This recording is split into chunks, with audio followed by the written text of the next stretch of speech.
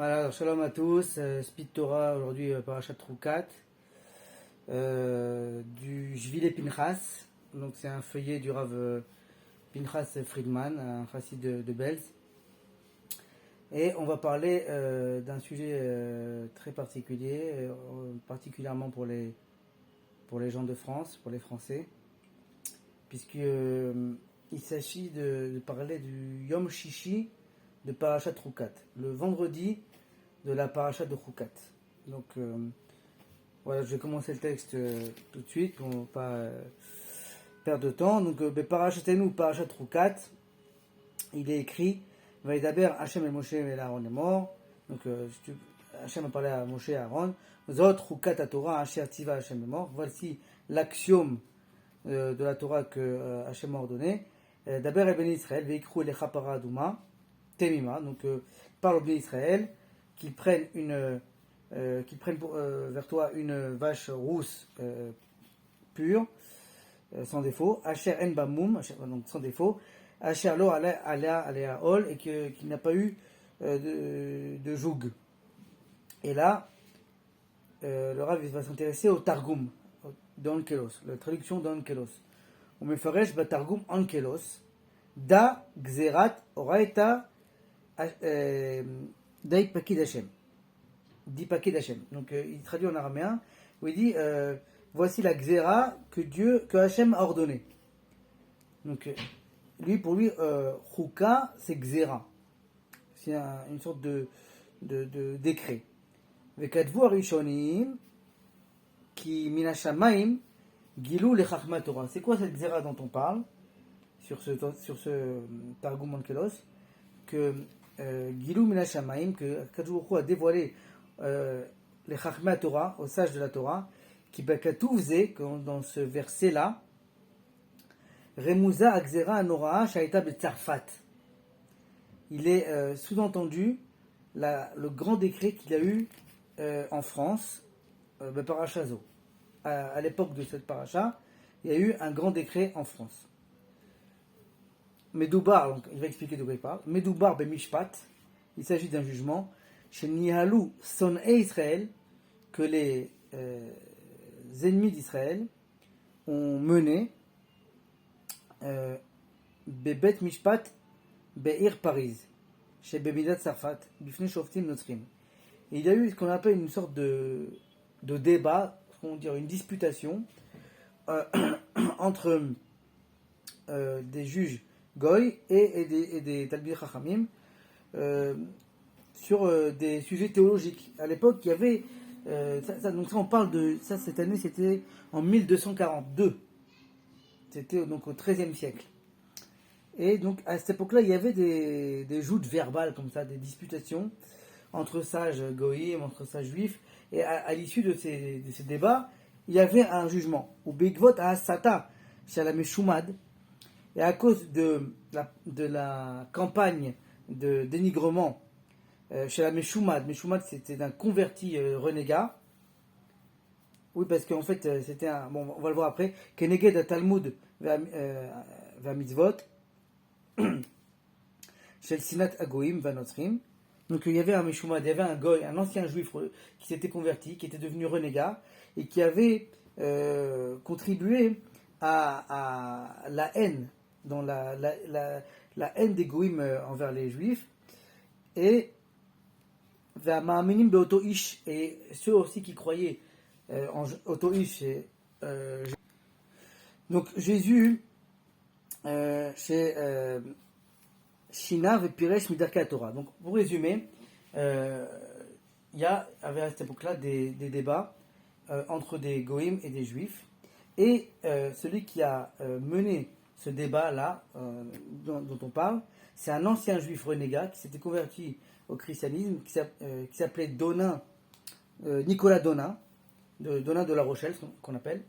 Et lui, il avait contribué à la foi chrétienne, et à tous ceux qui croyaient en Jésus, qui lui-même avait quitté la Torah, comme c'est raconté dans la Gemara. Et donc, c'était lui le pilier de cette rébellion, on va dire. Donc, Chachmei Ador, au Berosham, donc les sages de la génération de l'époque, ou Berosham Rabbeinu Ichiel mi Paris. Donc c'était un nom d'un Tosfot célèbre. C'était Rabbeinu Ichiel mi Paris, c'est lui qui menait pour les Juifs le débat. Ve Rabbeinu Moshe mi Kotsi mi Balei Tosfot. Donc les deux c'est des Tosfot, aussi bien Rabbi Ichiel mi Paris que Rabbeinu Moshe mi Kotsi, qu'on appelle aussi celui qui a écrit le Smak, Sefer Mizot Katan.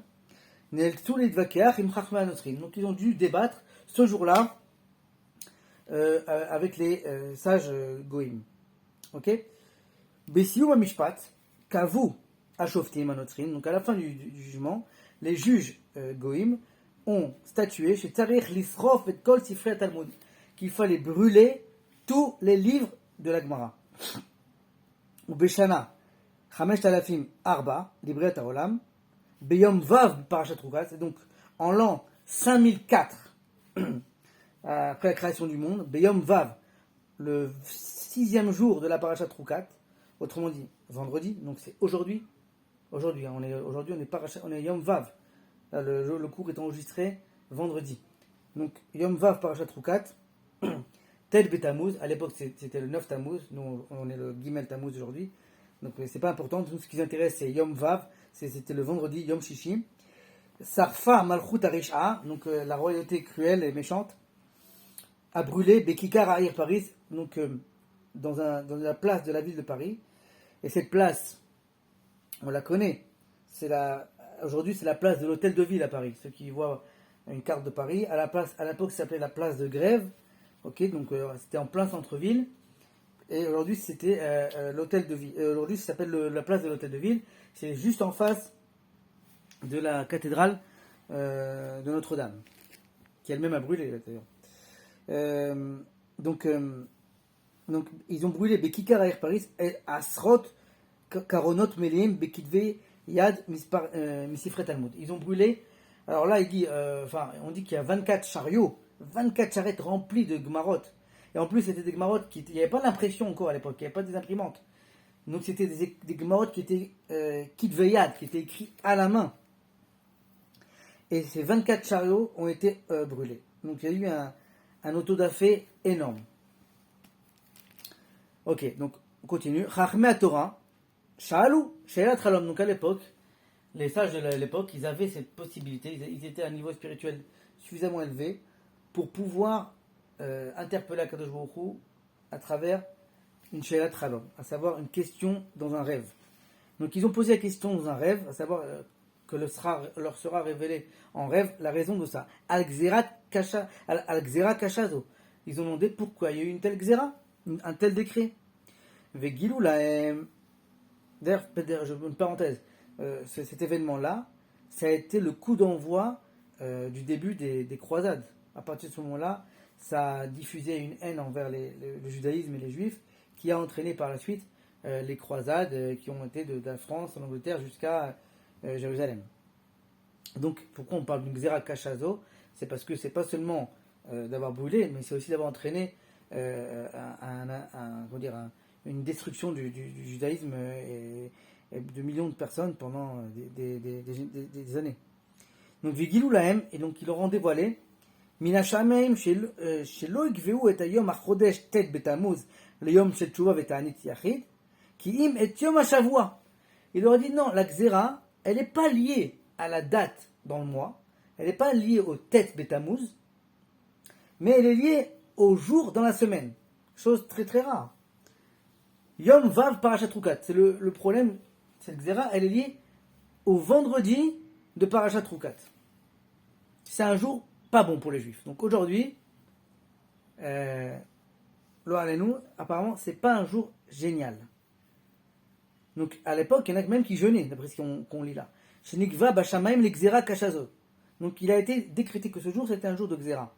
Venirmaz Bepasuk, Zot Rukat Torah. Et donc on revient maintenant au début de notre drasha, qui dit que d'où ça vient. Zot Rukat Torah, voici l'axiome de la Torah, Mefaresh et Targum.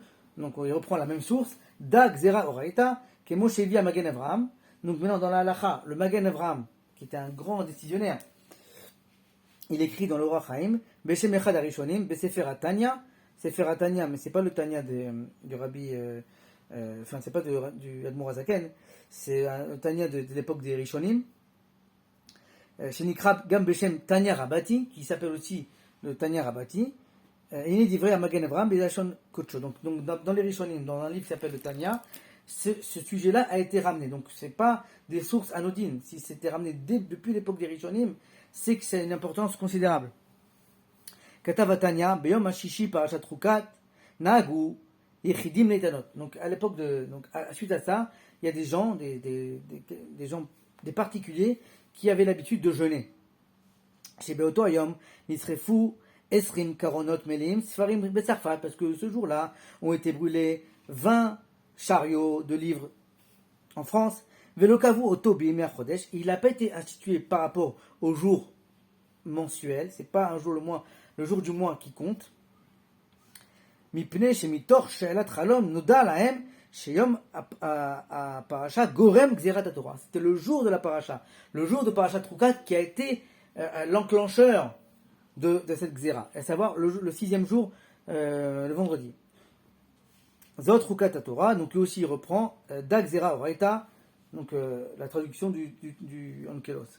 Vegam Bishna Tar, il y a aussi eu des pogroms à cette époque-là, à l'époque des Cosaques.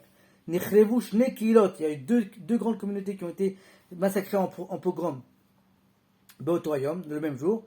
Kmo Shemevoar Beslichot Shechiber Baal Ashach, comme dans les Slichot qu'a écrit le Sifte Cohen, qui était aussi un très grand décisionnaire.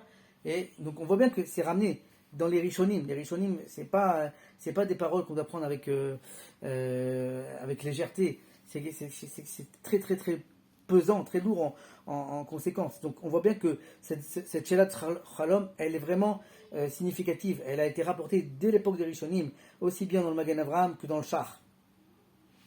Et ils mettent le point là, l'accent sur le fait que ce qui est amené à la Gzera, c'est le 6e jour de la semaine de Parashat Ruka, à savoir aujourd'hui. Maintenant, à Posek Agadol, Maharam Mirotenburg, donc qui était Miachone Baale Tosfot, un des derniers Tosfot, c'était le Maharam de Rotenburg. Shaya Talmido chez Rabbeinu Yechiel Miparis, qui était un des disciples de Rabbeinu Yechiel Miparis, celui qui a été au front, en première ligne lors de ce débat en 1242, contre Donin de la Rochelle.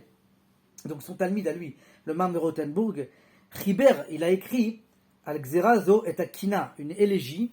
Il a écrit un texte, une sorte de cantique triste, à Mefoursemet, chez Achnou Omrim, Bekinot et Tisha B'Av, que nous, on lit à Tisha B'Av, toutes les kinot de Tisha B'Av. C'est vrai que c'est des textes qui sont compliqués, ils ont un lachon qui a un langage compliqué, un vocabulaire compliqué, mais dès qu'on a un peu de culture juive, ceux qui ont beaucoup de culture juive, ils peuvent comprendre quelle est l'origine de ces textes. Et là, cette kina-là, donc cette lamentation, cette élégie, c'est celle qui est écrite par le Maharam du Rotenburg, elle parle de cet événement-là, en 1242, où il écrit « Sha'ali srufa ba'esh », où il demande, toi la brûlée, l'ishlom evalaïr, toi la brûlée, donc toi la Torah orale qui a été brûlée, le shlom, dans quel état sont tes endeuillés?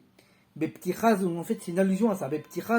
Ou pone et la Torah Gdosha. Il s'adresse à la Torah, Sainte Torah, ou mevakesh mimena sha'ali at Torah. Toi, la Torah, va demander, va prendre information. Asrufa ba'esh, à Rechaim, chez Sarfo Otar Bekikaraïr. Les Rechaim qui t'ont brûlé sur la place de la ville. L'Ishlom Evalaïr, sur la santé et l'état de tes endeuillés. Les Shalom Israël à Avelim al Srefat Torah. Donc c'est une kina qui se rapporte à ce jour-là. Maintenant, j'ai amené seulement une première partie du texte. Maintenant, on va essayer de comprendre pourquoi le Yom Shishi, pourquoi le 6e jour de Parashat Ruka, il est à l'origine de ce drame, de cette Gzera. Alors, il donne 2 explications. Première raison, il dit que de la Parasha, il y a la mort des 3 patriarches, on ne peut pas dire patriarches, mais des 3 chefs du Ham Israël.